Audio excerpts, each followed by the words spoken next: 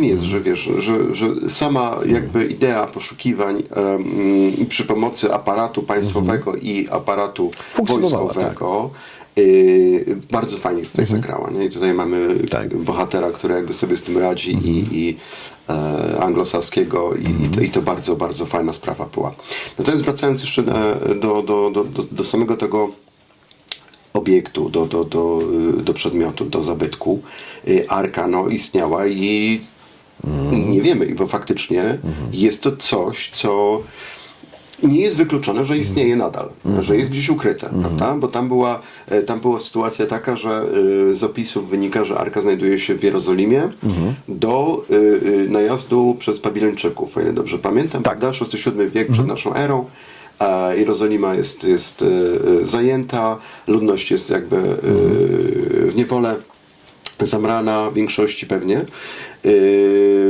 Natomiast ślad ginie tutaj po arce, która była trzymana jednak w takim specjalnym miejscu zbudowanym dla niej, prawda? Bo umówmy się, że to był ten artefakt niezwykle ważny dla Żydów, więc cała świątynia jakby jerozolimska, świątynia Salomona, ta oryginalna, była, można powiedzieć, wokół arki zbudowana, więc to było niesamowicie ważna rzecz. I teraz wiesz, no okej, jako poszukiwacze skarbów to pewnie myślisz podobnie jak ja, bo z jednej strony my byśmy chcieli, żeby istniało coś takiego, co można by było szukać, ale z drugiej strony zawsze jednak ta brzytwa Okama i staramy się niwelować te wszystkie... Wiesz, no, mimo że, wiesz, to jednak jakbyśmy nie traktowali przekazów biblijnych, no to musimy do nich już jakby na samym początku podejść z dużą taką dozą ostrożności i wielkim dystansem tak naprawdę. Bo wiesz, bo pytanie, wiesz, no czy no ale zakładasz, że arka istniała, tu nie ma kwestii. No ja tutaj jestem trochę bardziej sceptyczny, kurczę, wiesz, no, ale słuchaj, bo zbudować bo wiesz, jako powiedzmy obiekt, tak? Obiekt powiedzmy sakralny, tak? Że jakiś przedmiot czy relikwia. Okej. Mówię o cudownych dziełach. No, tak. To poza wrażeniem jakby... pokazane na rycinie zresztą, którą Indiana Jones pokazuje tym dwóm agentom, prawda? Rycina, która powstała na potrzeby filmu, ale ona fajnie wychwyca właśnie ten aspekt taki fantastyczny, który w Biblii jest wymieniony. Czyli arka jest nie tylko tym obiektem kultu sakralnego i niesamowicie świętą rzeczą, ale jest też bronią. No tak. Może być bronią, prawda? Tam mamy przypadki opisane, że ktoś tam dotyka arki niepowołany, umiera, ginie. I najważniejszy przecież chyba aspekt z tego wszystkiego to jest to, że to jest miejsce, to jest jedyne miejsce, w którym przebywa Bóg. To jest Szekina, prawda? On się de facto, Bóg się pojawia, czy jego siła się pojawia na tej arce, po to są w ogóle te postacie tych cherubinów na wieku. Więc to jest też ten aspekt fantastyczny.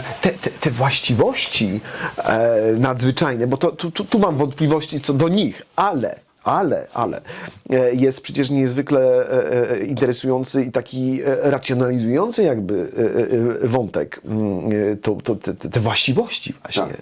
Bo przecież to też, nie będę tutaj... Lara Croft, choćby nawet, nie? Był ten najnowszy, ostatni jakby, najnowsza odsłona, no to tam też jest wątek w ogóle czegoś, co zadaje śmierć. To jest dobry przykład, chciałem tylko nawiązać do tego, co mówiliśmy, że to są filmy do oglądania, ale one nijak się nie mają do siły przekazu filmów o Indiana Jonesie. Ale w Larze akurat było, no tak, tam było nawet bardziej racjonalnie, wbrew w ogóle, że to jest i z gry komputerowej, i inspirowane. Natomiast no, tamten wątek w tym filmie właśnie w Larze jest cudownie pokazany, bo tu się nastawiasz w ogóle na jakąś bajkę. A finał jest niezwykle racjonalny i to już też nie jest nasza fantazja czy jakaś konfabulacja, że być może te nadzwyczajne właściwości arki, one nie wynikały z jakichś nadzwyczajnych i paranormalnych mocy. Są mówiące o tym, że mamy do czynienia z jakimś przypadkowo odkrytą starożytną technologią, prawda? czymś, czego nie rozumiano do końca, a co działało. Tak, ale tu też mamy bardzo racjonalne wyjaśnienie, bowiem możliwość jakby przechowania, nie wiem, szat, czy jakiegoś elementu, czy powiedzmy nawet zwłok szczątków Rozumiem. zatrutych. Takiej broni biologicznej, też nieświadomej być może, tak? I do mnie to przemawia, tak? Że rzeczywiście to w miarę racjonalnie, ale tutaj pewnie i antropolodzy, i chemicy by mogli mieć pewne wątpliwości, czy rzeczywiście takie bakterie byłyby w stanie przetrwać jakby w zamknięciu i później się uaktywnić. Wiesz, to jest, to nie pasuje, Piotrze, do tych opisów, że ktoś dotyka na przykład i pada, wiesz, martwy w tym momencie. To nie za bardzo... Trzeba byłoby otworzyć. Ja rozumiem, że... A może w jakiś fikuśny sposób. Nie ma nawet chyba takiej... oprócz znowu mamy... Ale patrz, mikroby, proszę bardzo. Kurczę, to zabija powoli. Może nie powoli, ale nie tak, jak to pokazują na filmach, wiesz, o zombie, prawda? Ludzie ze względu na tą arkę, ale to jest jakby problem już lingwistyczny bardziej, często gdzieś mieszają, mylą z arką Noego, tak? I tam jest dopiero wątek fantastyczny, gdzie mamy wyobrażenie wielkiej łodzi gdzieś na szczycie góry Araratu, tak? Ale... Tak. Natomiast trudno byłoby sądzić czy spodziewać się do dziś, że tak, ale tak wielki... ja bym to jednak rozdzielił. Dlaczego? Dlatego, że... oczywiście, nie, że nie, dlatego... wiesz co, chodzi mi o to, że tak, ja rozumiem, do czego zmierzasz, bo to jedno i drugie jest ujęte w tym kontekście biblijnym, prawda? Natomiast jednak opisy Arki Noego są opisami literackimi. Bo pisząca osoba nie twierdzi, że była świadkiem wydarzenia budowy Arki Noego. On opisuje jakąś tam tradycję, prawda, która wiesz, gdzieś tam może mieć podstawę w rzeczywistości, natomiast generalnie to jest jakiś tam przekaz tylko literacki. Natomiast tutaj w przypadku biblijnych opisów Arki mamy do czynienia z opisami świadków. Czyli nie pisze to osoba, w teorii przynajmniej, która opisuje zasłyszaną historię, tylko opisuje osoba, która widziała na przykład skrzynię, tak? Podaje wymiary, które zna od kapłanów. Podaje pomieszczenie, w którym Arka została umieszczona. W jaki sposób można było tam wchodzić, kto miał tam prawo wchodzić. Wiesz, tutaj jest... Znaczy ten nadmiar szczegółów, ta kompleksowość właściwie opisu jest zastanawiająca faktycznie i jakby racjonalizująca całość. Tak, ja powiem Ci szczerze, że wiesz, tak jak Ty oczywiście, ja nie o tych aspektach nadprzyrodzonych, to się w ogóle nie będę wypowiadał, bo to są w ogóle, wiesz, jakby sytuacje, które możemy wytłumaczyć pewnie na 1001 sposobów i któryś z nich może być faktycznie trafiony i to może być zupełnie, tak jak powiedziałeś, bardzo racjonalna rzecz. Tak. To nie musi być nic super nadprzyrodzonego, ale aspekt historyczny i ten opisowy dla mnie jest bardzo przekonujący. Tutaj nie ma o czym mówić, że coś takiego istniało. I to, że wiesz, to zostało zrobione na pamiątkę iluś tam artefaktów, bo to też jest ważna sprawa, słuchaj. Dlaczego?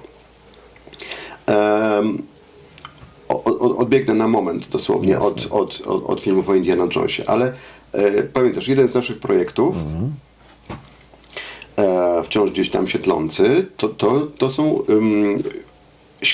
poszukiwania historycznych śladów relikwii, tak? Chrześcijańskich, między innymi tak zwanego prawdziwego krzyża. I tutaj jest, wiesz, taka jednak sytuacja opisana.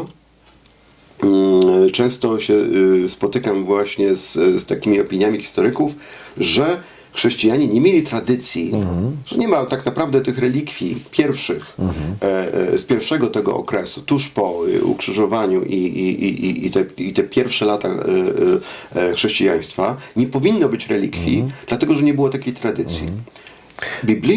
Biblijne opisy o Arce Przymierza pokazują, że ta tradycja była i to właśnie tam. Nigdzie indziej, tylko właśnie tam.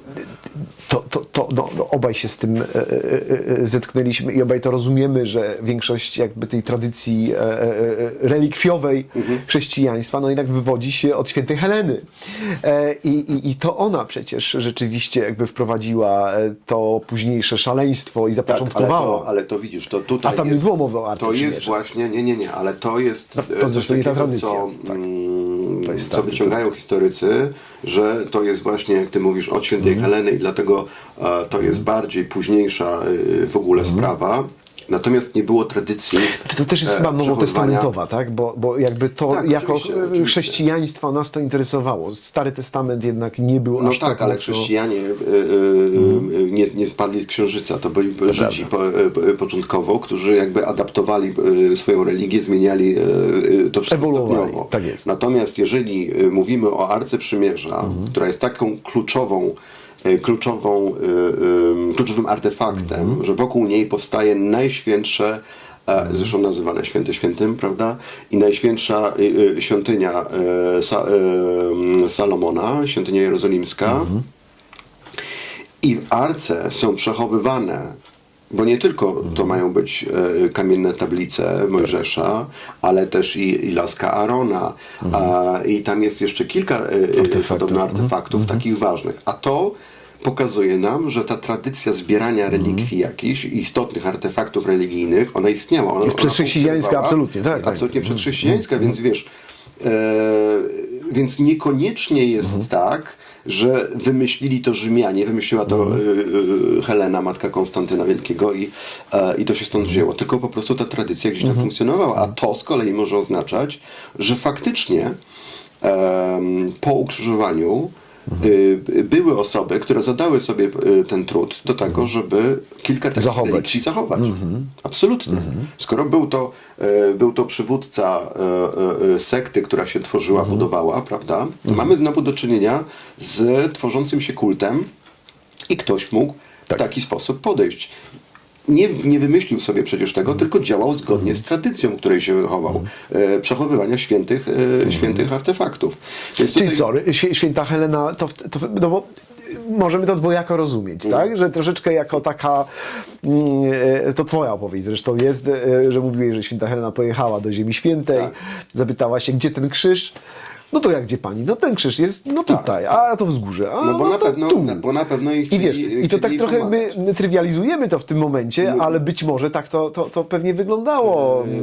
Mogło to być na zasadzie taki, wiesz, tak jak stworzono w średniowieczu, powstała tak naprawdę droga krzyżowa, jak dobrze wiemy, prawda? Ona została wyznaczona, ponieważ coraz więcej pielgrzymów przyjeżdżało, trzeba było po prostu coś pokazać, więc wyznaczono drogę, która jest jakby totalnie taka wymyślona. Ale tutaj mamy jakby taką właśnie sytuację złożoną, dlatego że święta Helena może się wybierać, ponieważ ona by chciała te artefakty, ale też może być sytuacja taka, że mają świadomość, że takie rzeczy istnieją, że są przechowywane. To, czy one są związane z autentyczną postacią, czy też, wiesz, bo to już mówimy o kilkuset latach, prawda, od wydarzeń. To już jest inna sprawa. Natomiast chodzi mi tylko o to, że faktycznie mogła być taka sytuacja, że wyznawcy, bo wiemy, że byli, mała grupa, ale te ileś osób mogło sobie zadać trochę trudu, żeby pewne rzeczy przechować. I tutaj zbliżymy się pewnie następnych do trzeciej części. rozmowach, na przykład do całunu trójskiego, prawda? I innych rzeczy. Ale chodzi mi o to, że wiesz, tutaj mamy biblijną tradycję, Arka jest tego dowodem. Starotestamentową, ale że po prostu artefakty, relikwie są